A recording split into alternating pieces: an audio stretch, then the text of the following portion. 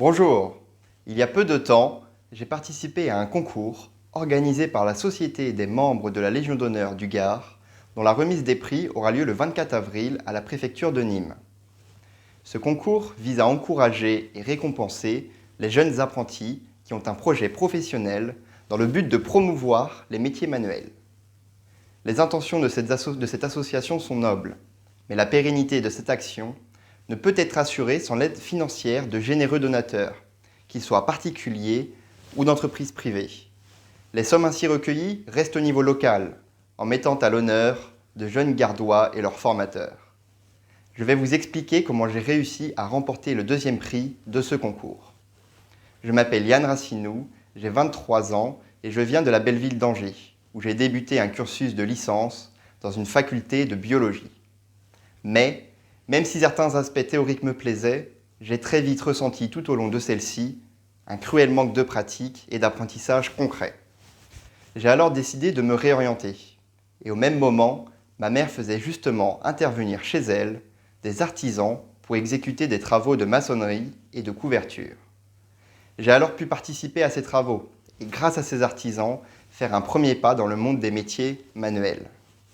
Ayant découvert un grand intérêt pour la pratique de ces métiers, j'ai très vite développé une attirance toute particulière pour l'un d'entre eux. C'est un métier ancestral, venant des temps les plus reculés dont l'on puisse se souvenir de mémoire d'homme. C'est également un métier parfois méconnu, voire oublié de nos jours, alors que c'est pourtant bien lui qui a marqué toutes les grandes civilisations qui ont évolué sur Terre. À quoi pensez-vous automatiquement si je vous parle de l'Égypte antique ? Quel matériau a été utilisé pour réaliser les œuvres du génie romain? Et enfin, qui a construit plus récemment nos grandes cathédrales, rivalisantes de par leur hauteur? Oui, je parle bien sûr du métier de tailleur de pierre. Ce métier a su survivre aux différentes vagues d'industrialisation et reprend aujourd'hui toute la place qu'il mérite. En effet, la rapide évolution du béton a mis à mal la construction en pierre, cantonnant ainsi ce métier principalement à la rénovation de monuments historiques. Aujourd'hui, la construction en pierre massive revient petit à petit au goût du jour. Les techniques se développent et l'arrivée des machines à commande numérique permettent de rendre le travail de la pierre moins onéreux. L'objectif, qui reste à atteindre, est de sensibiliser un maximum de personnes aux avantages considérables que la pierre offre sur le plan écologique, aussi bien que pour ses capacités structurelles et esthétiques. La pierre est un matériau qui a une âme, contrairement au parpaing béton identique parmi tant d'autres.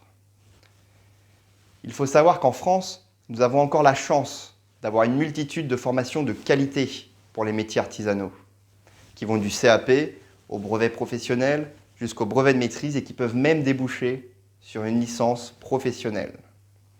Malheureusement, ces formations ne sont pas encore assez mises en avant et le savoir-faire de certains grands maîtres artisans, pourtant unique en France et convoité par d'autres pays, n'est pas assez mis en lumière et peine à se perpétuer par le manque de nouveaux apprentis.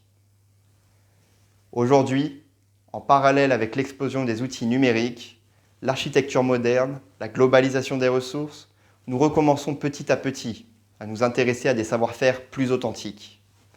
Nous pouvons le voir avec le secteur de l'alimentation, où nous constatons les dégâts de l'agriculture industrielle, qui nous poussent à nous orienter vers une production raisonnée, biologique et surtout locale. Je pense qu'il faut réaliser le même processus pour l'artisanat, à savoir qu'il existe déjà quelques organisations qui se battent pour défendre les intérêts des artisans et transmettre les métiers, comme par exemple les artisans du bâtiment, la CAPEB, et les Compagnons du Devoir, où j'effectue personnellement mon tour de France. Pour ma part, je suis au début de ma formation, mais je commence déjà à réfléchir à un projet de création d'entreprise qui va dans ce sens, et que je vais me faire le plaisir de vous détailler dans une prochaine vidéo. Je vous remercie d'avoir pris le temps de m'écouter, et je vous dis à la prochaine.